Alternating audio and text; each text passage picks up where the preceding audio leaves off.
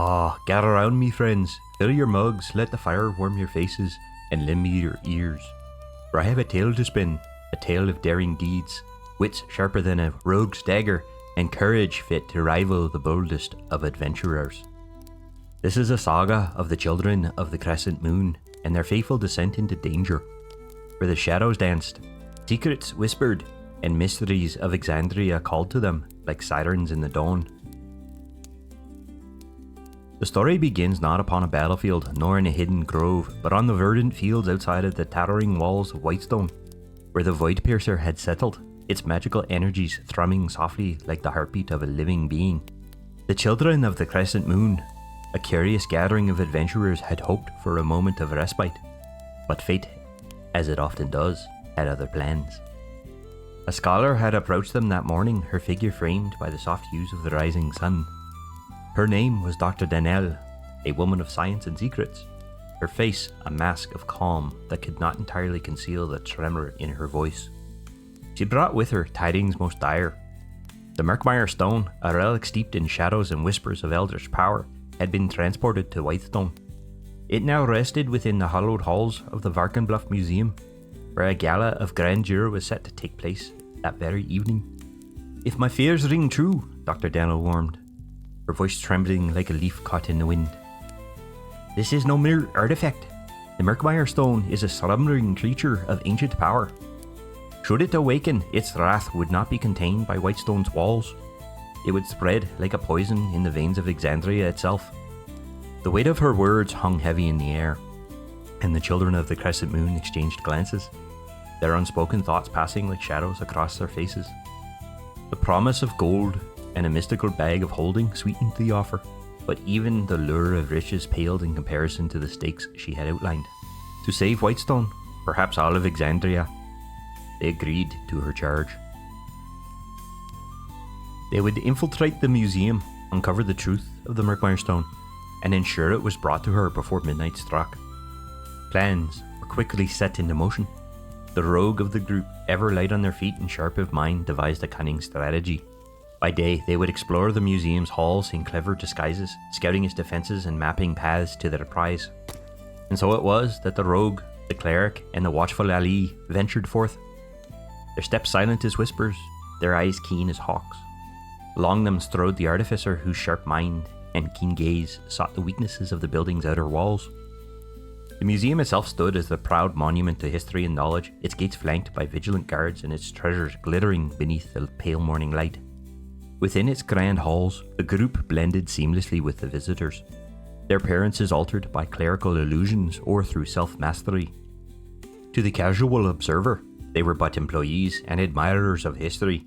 In truth, their gazes lingered not on the displays, but on the guards' patrols, the locks on the doors, and the subtle hum of the arcane wards. The curator, a strikingly beautiful yet stern woman named Madame Elda Erkin, presided over the museum with an air of unyielding authority. Her presence was as sharp as the artifact she guarded, and her gaze seemed to pierce through the pretense of every visitor. Rumors whispered that she had once been an adventurer herself, her exploits as legendary as the treasures she now protected.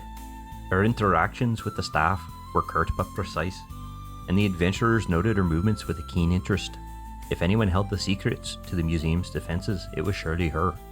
However, in the eastern wing of the museum, preparations for the evening's gala were well underway. It was here that they found the pedestal where the Murkmire stone would rest, its surface already brimming with enchantments. A wizard worked tirelessly, layering spell upon spell to safeguard the artifact. The adventurers knew this would be their greatest challenge yet. Yet, hope flickered in their hearts when they noticed a massive emerald on display nearby. This emerald, they surmised, might serve as a decoy, fooling the pedestal's magic long enough for them to escape with the Murkmire stone. The rogue, ever deft with his hands, saw an opportunity amidst the bustle. As the cleric created a distraction, he lifted a keycard from the guard's belt with a grace that seemed almost supernatural. Meanwhile, Ali's keen eyes discerned the purpose of the keycard. It could bypass the museum's arcane defenses in certain areas. Yet even with this advantage, the spells guarding the stone itself remained a mystery. The adventurers knew they would need more information to secure their success. Their exploration continued, and in the shadows of the attic they stumbled upon a hidden skylight. And with little effort, they propped it open. Maybe it's an avenue for them to be able to use later on when the heist began. But the museum held more surprises in store. In the curator's office, the rogue's curiosity led him to a chilling encounter. As he searched the room, a seemingly innocent doll standing motionless in the corner sprang to life. Its eyes glowed with a malevolence and its claws lashed out. Though he had escaped, he was not unscathed, and the encounter left him shaken, the memory of its eerie movement lingering like a ghostly echo. When the children of the Crescent Moon regrouped aboard the Voidpiercer, the golden glow of the morning sun still lingered on the horizon, painting the sky in hues of amber and rose. Around a table laden with maps and notes, they shared their findings and debated their course of action. Should they strike during the gala, blending among the guests to swap the Murkmire stone with the emerald? Or should they delve into the museum's basement to uncover the devices that Dr. Denell indicated could be stored there, and that related to the party's overarching goals? Perhaps, with courage and cunning, they could attempt both. As the day stretched on, a plan began to take shape. Disguises were donned, gear was prepared, and roles were assigned. The cleric, cloaked in illusion, would infiltrate the ranks of the guards, feeding his allies critical information about their patrols. Ali, meanwhile, would keep an eye on the gala itself, making sure that the Murkmire stone was there and that it remained there. The rogue would utilize the stolen keycard to access the museum's secure doors, leading the others down into the depths, braving the unknown terrors of the basement. The museum's grand gala was a spectacle of opulence and intrigue. Nobles and scholars mingled beneath the crystal chandeliers, their laughter and conversation filling the air like music. Yet, amidst the revelry, shadows moved unseen.